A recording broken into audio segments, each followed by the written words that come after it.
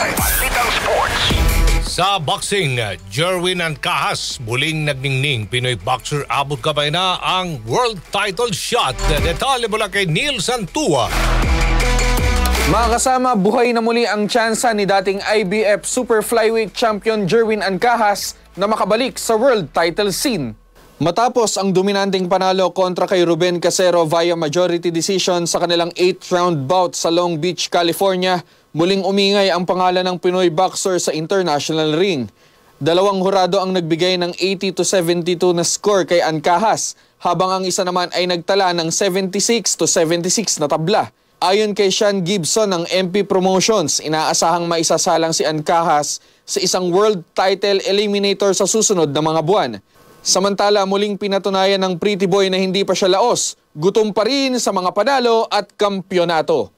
Para sa ating Arimen Sports, Radyo Manuel Santua, Tatak, Arimen!